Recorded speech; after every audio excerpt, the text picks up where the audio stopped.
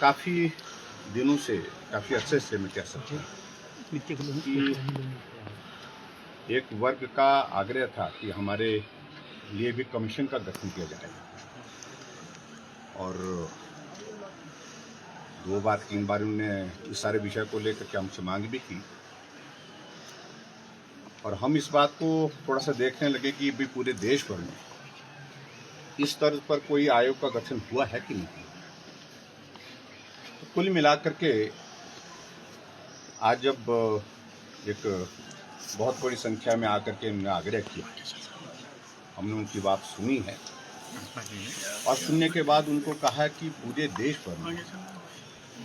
आयोग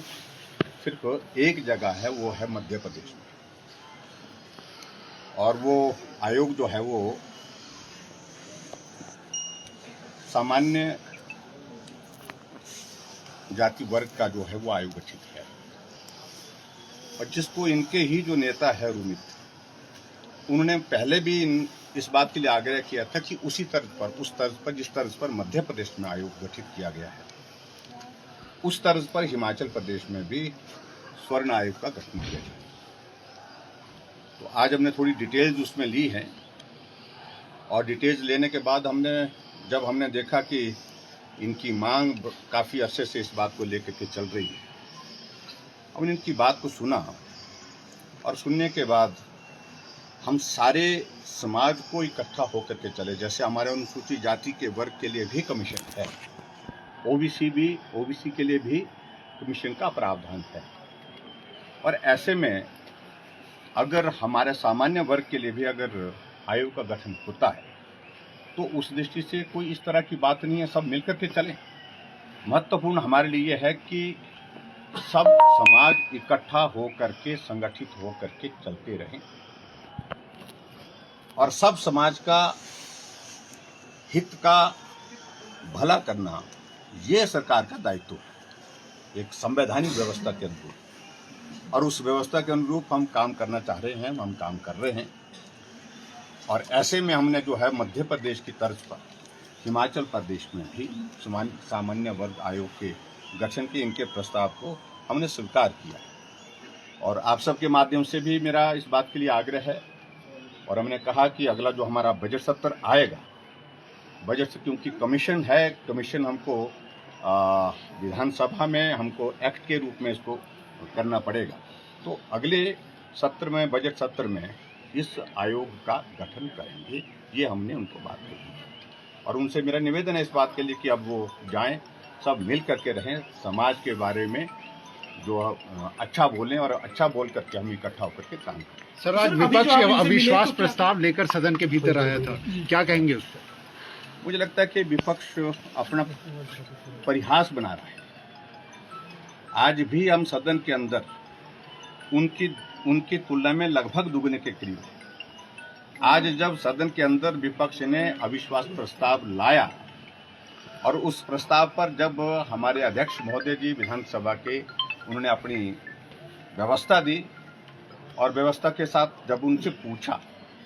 कि आप इसको प्रस्तुत करना चाह रहे, उन्होंने कहा हाँ करना चाह रहे, तो प्रस्तुतिकरण के लिए यह आवश्यक है कि 1/3 ऑफ द टोटल स्ट्रेंथ, जो हाउस की जो हमारी संख्या है, उसके अनुरूप वहाँ पर संख्या होनी चाहिए।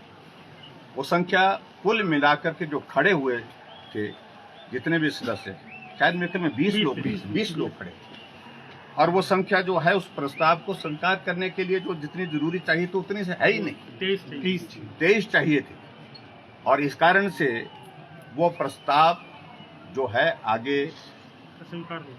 बढ़ने से पहले ही गिर गया, और स्वीकार कर दिया अध्यक्ष महोदय ने, उसकी व्यवस्था दे दी। जब उनको अच्छी तरह से मालूम है विपक्ष के लोगों को कि आज हिमाचल प्रदेश में भारतीय जनता पार्टी की सरकार का 4 साल का कार्यकाल पूरा हो रहा है, और ये मैंडेट भारतीय जनता पार्टी की सरकार के लिए 5 साल तक के लिए, और मेजॉरिटी हम उनसे दुगना है। ऐसी परिस्थिति में अपना मजाक बनाना, अपनी फजीहत करवाने का उनको शौक था, वो फजीहत उन्होंने करवाई, और यही अपरिपक्व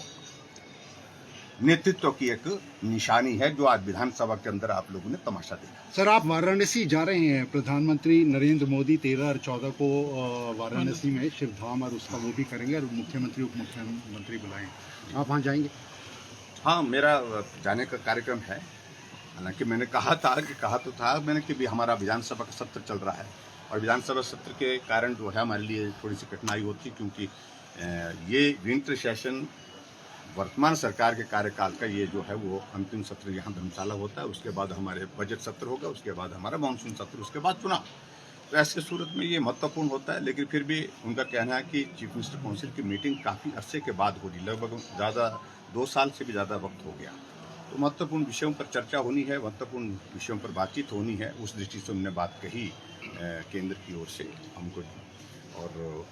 मेरा जाने का कार्यक्रम 13 तारीख को बना है। सर ये जो आप बात करके आए हैं, ये क्या अभी अड़े हुए हैं किसी जिद पे जो अभी भी देखिए, अब हमने अपनी जो बात कहनी तो वो कही। अब इनको इस बात को लेकर के मुझे लगता है कि मानना चाहिए, इनको आभार व्यक्त करना चाहिए और जा करके सब लोगों के बीच में जा करके इस बात का जो है वो मनाना चाहिए, इनको प्रसन्नता होनी चाहिए। Thank you please, thank you.